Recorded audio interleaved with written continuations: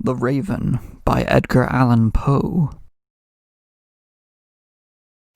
Once upon a midnight dreary, while I pondered weak and weary over many quaint and curious volume of forgotten lore, while I nodded, nearly napping, suddenly there came a tapping, as of someone gently rapping at my chamber door.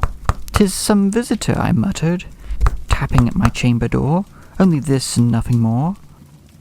I distinctly remember it was in the bleak December, and each separate dying ember wrought its ghost upon the floor. Eagerly I wished the morrow, vainly I had sought to borrow from my books of surcease of sorrow for the lost Lenore, for the rare and radiant maiden who the angels name Lenore, nameless here for evermore. And the silken, sad, uncertain rustling of each purple curtain filled me with fantastic terrors never felt before, so that now, to still the beating of my heart, I stood repeating, "'Tis some visitor entreating entrance at my chamber door, some late visitor entreating entrance at my chamber door, that it is, and nothing more." Presently my soul grew stronger, hesitating then no longer. "Sir," said I, "or madam, truly your forgiveness I implore, but the fact is I was napping, and so gently you came rapping, and so faintly you came tapping at my chamber door, that I scarce was sure I heard you." Here I opened the wide door. Darkness there, and nothing more. Deep into that darkness peering, long I stood there wondering, fearing, doubting, dreaming, dreams no mortal ever dared to dream before. But the silence was unbroken, and the stillness gave no token, and the only word there spoken was the whispered word, "Lenore." This I whispered, and echo murmured back the word, "Lenore." Merely this, and nothing more.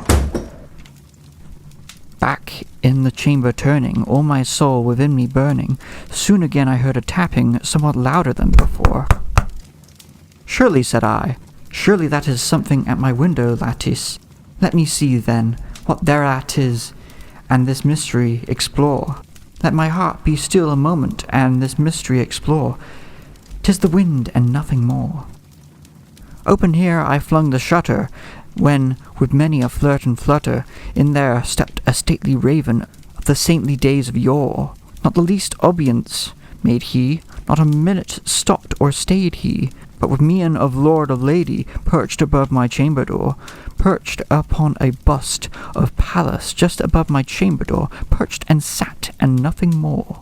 Then this ebony bird beguiling my sad fancy into smiling, by the grave and stern decorum of the countenance it wore.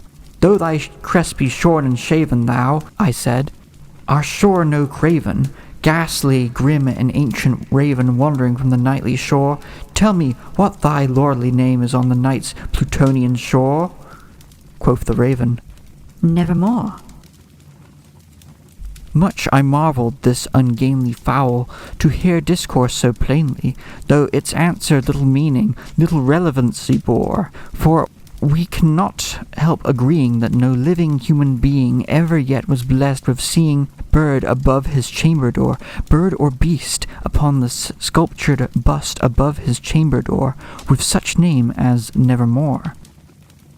But the raven, sitting lonely on this placid bust, spoke only that one word, as if his soul in that one word he did outpour.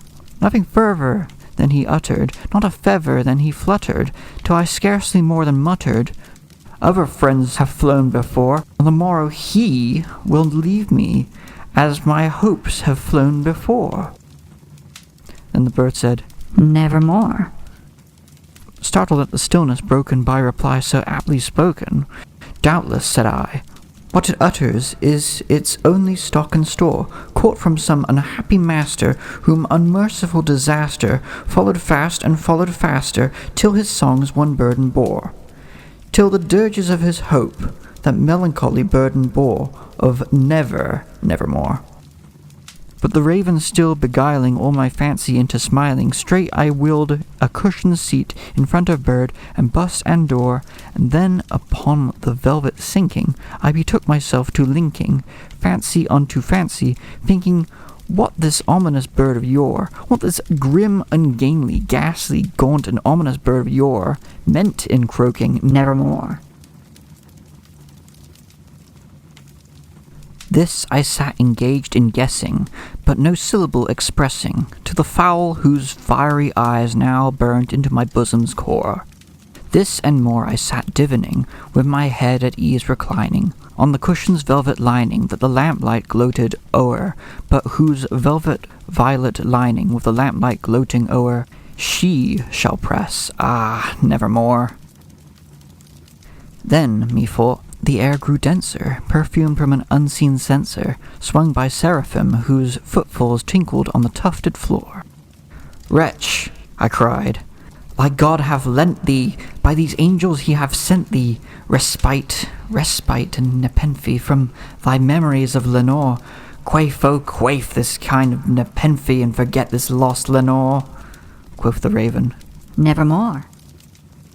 Prophet, said I, thing of evil, prophet still if bird or devil, whether tempter sent or whether tempest tossed thee here ashore, desolate yet all undaunted, on this desert land enchanted, on this home by horror haunted, tell me truly, I implore, is there balm in Gilead? Tell me, I implore. Quoth the raven, Nevermore. Prophet, said I, thing of evil, a prophet still if bird or devil, by that heaven that bends above us, by that God we both adore, tell this soul with sorrow laden, if within the distant Eden it shall clasp a sainted maiden whom the angels name Lenore. Clasp a rare and radiant maiden whom the angels name Lenore. Quoth the raven, Nevermore. Be that word our sign of parting, bird or fiend, I shrieked, upstarting. Get thee back into the tempest and the night's Plutonian shore. Leave no black plume as a token of that lie thy soul hath spoken. Leave my loneliness unbroken. Quit the bust above my door. Take thy beak from out my heart, and take thy form from off my door. Quoth the raven, Nevermore. And the raven, never flitting, still is sitting on the pallid bust of Pallas, just above my chamber door, and his eyes have all the seeming of a demon that is dreaming, and the lamplight o'er him, streaming, froze his shadow on the floor.